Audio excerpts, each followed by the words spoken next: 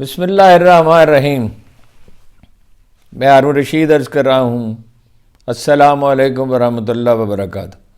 بھئی ہمارے شیر افضل تو بہت ہی غصے میں آ گئے اور یہ دجال تک کہہ دیا، بہت ہی غصے میں ہیں۔ اور اعتزاز احسن صاحب البتہ جو ہے وہ محتاط ہیں، آخر وہ ایک جہاں دیدہ آدمی ہیں، مگر یہ تو اتنا غصہ تو انہیں بھی ہے کہ کہا کوئی نظیر ہی نہیں ملتی، کوئی واقعہ نہیں ہے اس طرح ضمانت ہوئی ہو، اور سپریم کورٹ کے ایک فیصلے کا حوالہ دے رہے ہیں۔ بہت سارے لوگ 3 سال پہلے جو فیصلہ دیا گیا تھا کہ مجرم کو سزا یافتہ جو آدمی ہو، یعنی اسے پولیس کے سامنے سرنڈر کرنا ہوتا ہے، عدالت کے سامنے ہو، تو خیر عدالت میں بھی پیش نہیں ہوئے، اور وہ اپنا ایک عدالت میں 6 منٹ میں اور ایک میں 20-22 منٹ میں ضمانت ہو گئی، اور 4 سال جو وہ وہاں غائب رہے اور $800 ملین کی وہاں سرمایہ کاری کی، اور کوئی اپنا علاج نہیں کرایا، اور ایک یعنی 4 ہفتے کا وہ کہہ کے گئے تھے اور وہ نمودار ہی نہیں ہوئے، انگوٹھے کے اور انگلیوں کے نشانات تک نہیں لگائے اور ضمانت مل گئی۔ مجھے تو خیر اس پہ کوئی عدالت کے فیصلے پہ تبصرہ نہیں کرنا، ایک ایک شہر میں، ایک ایک گلی میں، ایک ایک کوچے میں، ایک ایک گاؤں میں، ہر کہیں تبصرہ تو اس پہ ایک ہی ہو رہا ہے، اور وہ ٹک ٹاک پہ، فیس بک پہ، یوٹیوب پہ، ہر جگہ ایک ہی تبصرہ ہے۔ اس کا میں نے تو کوئی دوسرا تبصرہ نہیں سنا، اس میں اضافہ کرنے کی کیا ضرورت ہے؟ سچی بات یہ، مجھے تو یہ بالکل ایک مزاحیہ ڈرامہ ہی لگتا ہے۔ یعنی 7 مارچ کو چند مہینے پہلے الیکشن کمیشن نے درخواست مسترد کر دی تھی کہ عمران خان کو پارٹی کی قیادت سے ہٹانے کی، اور اب دوبارہ سماعت کے لیے مقرر کر دی ہے۔ اس وقت انہوں نے کہا تھا بھائی نواز شریف صاحب کو تو سپریم کورٹ نے نااہل کیا تھا، تو ہم کوئی عدالت تو نہیں ہے، ہم یہ فیصلہ کیسے کر، اب اچانک انہیں کیسے یاد آ گیا؟ پھر اور بہت سی عجیب باتیں سننے میں آ رہی ہیں کہ ملک ریاض سے کہا جا رہا ہے کہ وہ آئیں اور گواہی دیں۔ اب وہ ملک ریاض صاحب کو جتنا میں جانتا ہوں، 20-22 برس سے میں انہیں جانتا ہوں، وہ تو یہ کام نہیں کرنے کے، وہ تو ایسی حالت میں سخت ٹینشن میں چلے جاتے ہیں اور شدت جذبات میں رو پڑتے ہیں، اور انہوں نے تو سب پہ عنایات کی ہیں۔ کون ایسا ہے جس پہ انہوں نے عنایات نہیں کی؟ ان کے قریبی حلقے یہ کہتے ہیں کہ 40 ارب روپے کے عطیات انہوں نے پیش کیے نون لیگ کو، یعنی شریف خاندانی کو، اور یہ ایسی بات ہے جس پہ یعنی رتی برابر بھی مجھے شبہ نہیں، میں اس پہ حلف دے سکتا ہوں۔ ان کے بالکل قریبی لوگ کہتے ہیں، اصرار کے ساتھ کہتے ہیں، بار بار کہتے ہیں، اور الطاف حسین تک کے نام پہ تو یونیورسٹی بھی بنا رہے تھے، اور زرداری صاحب تو ان کے حصے دار ہیں۔ اب یہ ہے کہ ان پہ ایک ممتاز اخبار نویس نے کہا کہ وہ ملی ڈیولپمنٹ اتھارٹی کی زمین لے لی جائے گی، اور 460 ارب روپے تو انہیں دینے ہیں سپریم کورٹ کے، اور 500 ارب روپے کا جرمانہ ہو جائے گا شہداء ویلی پہ۔ مگر وہ ملک صاحب تو چودھری برادران ہوں یا شریف خاندان ہو یا زرداری، کسی کے خلاف کبھی، وہ تو کسی عام لیڈر کے خلاف بات نہیں کرتے، اور کون ہے جس پہ انہوں نے عنایت نہیں کی، تو وہ اس میں کیوں بنے گے؟ بہرحال وہ تو اس پہ آمادہ نہیں ہے۔ پھر یہ عجیب ایک بات سنی کہ 2 طیارے پھول برسائیں گے لاہور کے شہریوں پر۔ لاہور کے شہری تو کچھ اور ہی برسا رہے ہیں جو نہیں برسانے چاہیے۔ وہ ایک قابل رحم آدمی ہے نواز شریف، اور زیادہ قابل رحم ہونے والا ہے، میں آپ کو یقین کے ساتھ کہتا ہوں، مجھے اس میں رتی برابر بھی اب شبہ نہیں رہا۔ 6 کروڑ ووٹر، بھائی 6 کروڑ ووٹر ہیں نوجوان، وہ کیا کریں گے؟ 1990 میں ایک سروے کرایا تھا، ایک دوست الیکشن لڑ رہے تھے شادرہ سے، تو پتہ چلا کہ اس پارٹی کے 31% لوگ ووٹ ہی نہیں کاسٹ کرتے، اور جو مخالف پارٹی ہے اس کے 17% نہیں کاسٹ کرتے۔ تو یہ تو پی ٹی آئی کے جو لوگ ہیں، یہ تو ووٹ کاسٹ کرنے کے لیے بےتاب ہوں گے، ان کے لیے تو واحد موقع وہی ہوگا، دوسرا کوئی موقع ہے ہی نہیں۔ پارٹی میں تو مولوی محمود نے کہا کہ ایک اور بڑا لیڈر شامل ہو جائے گا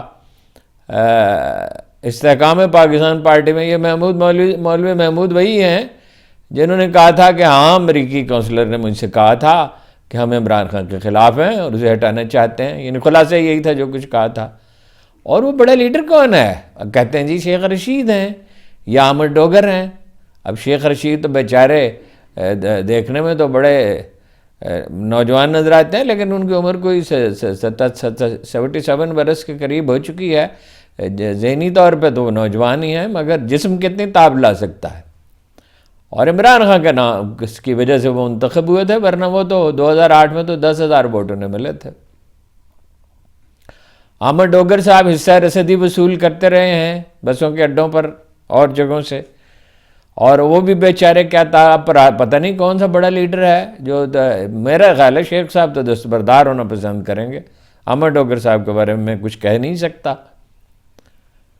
دیکھیے 2013 میں 83 میں سے وسطی پنجاب یا موٹر وے بیلٹ اس کو کہہ لیں، وہ انہیں ملے تھے یہ پنڈی ڈویژن اور لاہور ڈویژن اور گجرانوالہ ڈویژن اور فیصل آباد ڈویژن اور ادھر وہ اپنا ساہیوال تک.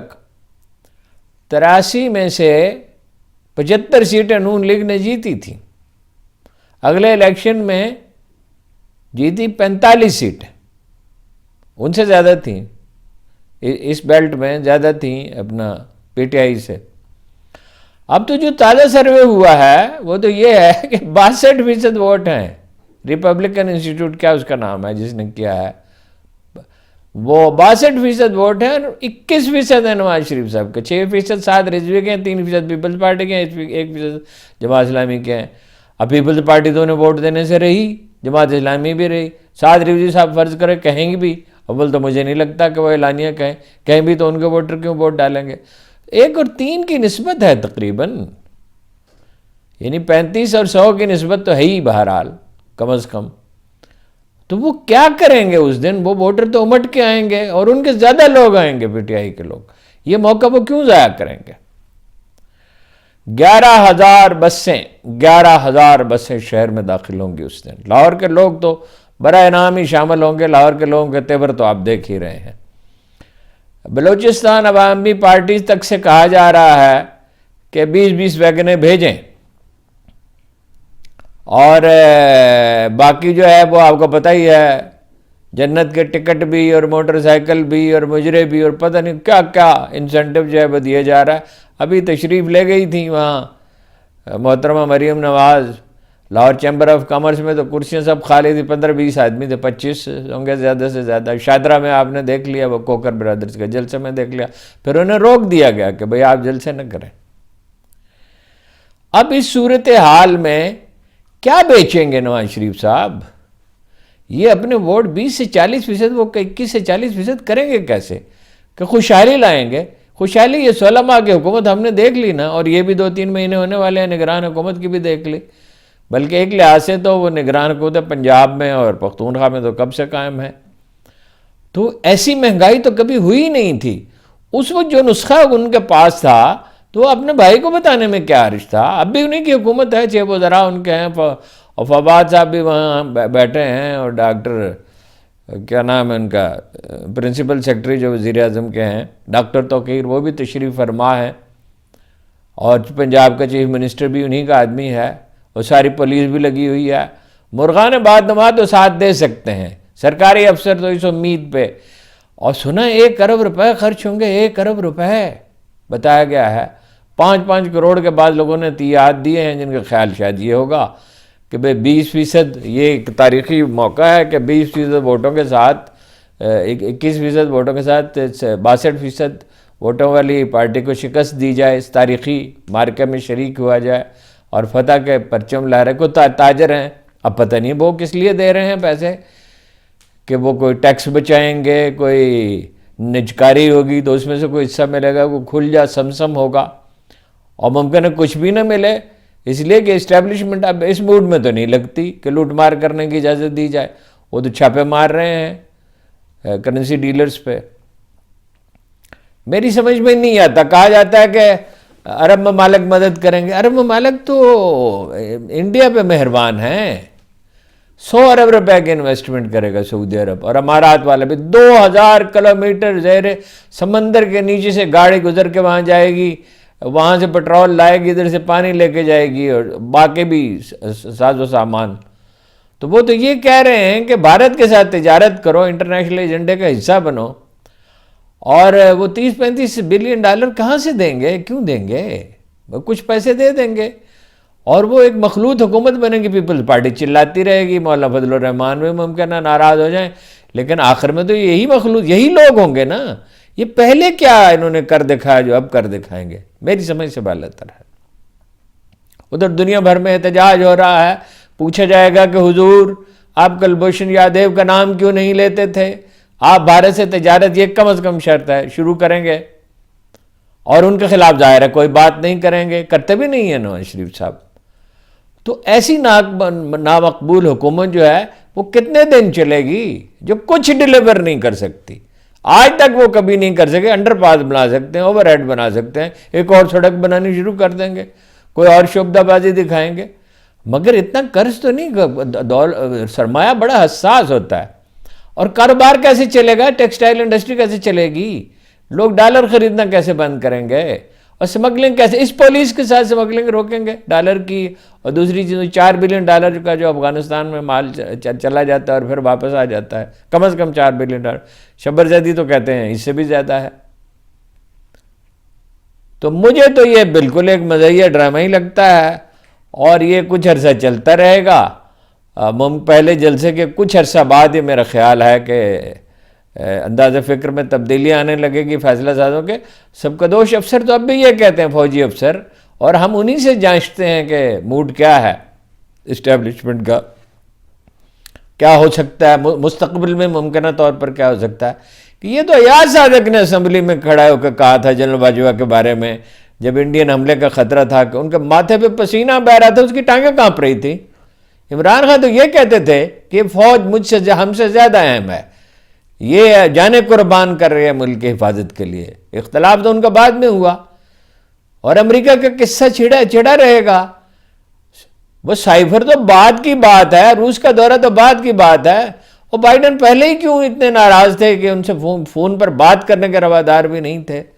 صرف اس لیے کہ وہ ایک نسبتاً آزاد خارجہ پالیسی کے لیے کچھ نہ کچھ کوشش کر رہے تھے، مہاتیر محمد سے بات کر رہے تھے، اردوان سے بات کر رہے تھے۔ تو میرا نہیں خیال یہ کہ یہ ڈرامہ کامیاب ہو سکتا ہے۔ یہ کوشش، لوگ ڈر جاتے ہیں، لوگ وقتی طور پہ خوف زدہ، پنجاب کے لوگوں کا تو خاص طور پہ یہی مزاج ہے، اور سندھ کے لوگوں کا بھی ڈر جاتے ہیں، خوف زدہ ہو جاتے ہیں۔ لیکن جب وقت آئے گا، جب انہیں آخر پولنگ کے دن تو آزادی دیں گے نا، یا ووٹ ہی نہیں ڈالنے دیں گے، اور ووٹ ہی نہیں ڈالنے دیں گے تو کون سا الیکشن اور کیسا الیکشن؟ مجھے نہیں لگتا بالکل۔ اختر مینگل نے بھی یہی کہا ہے کہ بھائی یہ الیکشن اس طرح نہیں ہو سکتے، ان کے جیتنے کا امکان نہیں ہے، یہ پھر ملتوی، بلاول بھٹو نے بھی یہ کہا ملتوی ہوتے جائیں گے۔ میں تو بہت دن سے کہہ رہا ہوں ملتوی ہوتے جائیں گے، یہ کمپنی نہیں چل سکتی، یہ کام نہیں چل سکتا بھائی۔ آخر میں یہی ہوگا کہ کوئی مفاہمت ہوگی۔ اب بیچارے صدر صاحب تو کچھ کرنے سے رہے، اتنا انیشیٹو ان میں نہیں ہے، کوئی جرت نہیں کر سکتے، اتنا رسک نہیں لے سکتے، وہ کوشش تو ناکام ہوتی نظر آتی ہے۔ لیکن آخر حقائق اپنے آپ کو منواتے ہیں، آخر رات بیت جاتی ہے، آخر سورج نے طلوع ہونا ہوتا ہے، قدرت کا ایک نظام ہے۔ آپ بالکل یکسر، بالکل زمینی حقائق کو نظر انداز کر کے تمام چیزوں کو، یعنی بالکل اپنی، یہ کوئی انسانی، قرآن مجید کہتا ہے یہ انسانی خواہشات کی چراگاہ نہیں ہے یہ دنیا۔ اور امام شافعی فرمایا کرتے تھے، وہ آیت یاد دلاتے تھے کہ تمہارا رب بھولنے والا نہیں ہے، اور فرماتے تھے یہ ظالموں کے لیے تیر ہے اور مظلوم کے لیے سائبان ہے۔ جتنی جلدی یہ نوٹنکی ختم ہو جائے اتنا ہی اچھا ہے۔ استحکام نہیں آئے گا، بالکل سوال پیدا نہیں ہوتا، اس طرح کے الیکشن سے استحکام نہیں آئے گا، وہ ممکن ہی نہیں ہے۔ اور استحکام ہی تو ضروری ہے معیشت کے لیے۔ معیشت نہیں چلے گی تو مہنگائی کیسے کم ہوگی؟ ملازمتیں کہاں سے پیدا ہوں گی؟ اور 12 لاکھ آدمی چلے گئے اس سال جو کوئی ڈھنگ کا کام کر سکتے تھے، لوگ ملک چھوڑ کے جا رہے ہیں۔ کیا کوئی 3, 4, 5 کروڑ پاکستانی چلے جائیں گے تب آنکھ کھلے گی؟ میرا خیال ہے اس سے پہلے کھلے گی۔ اچھی امید رکھنی چاہیے، مایوس ہونے کی بات نہیں ہے۔ یہ خوف کا اور خوف اور یہ ہیبت رفتہ رفتہ کم ہوتے جائیں گے، اور وہ دن آ جائے گا جس دن انصاف ہوگا۔ آخرکار انصاف ہی ہوتا ہے، آخرکار تاریکی کو ختم ہونا ہوتا ہے۔ آپ کا آج پھر بات لمبی ہو گئی اور پھر تاخیر ہو گئی، معافی چاہتا ہوں، مستقل طور پہ ایسا ہو رہا ہے اب تو باقی بہت سی اور باتیں ہیں، فلسطین کے بارے میں ہیں، اور کئی چیزیں ہیں، میڈیا کے رویے میں کیا تبدیلی بڑی آ رہی ہے عجیب و غریب، اس بات کروں گا انشاءاللہ، کوشش کروں گا کل دن میں کروں۔ بہت بہت شکریہ آپ کا۔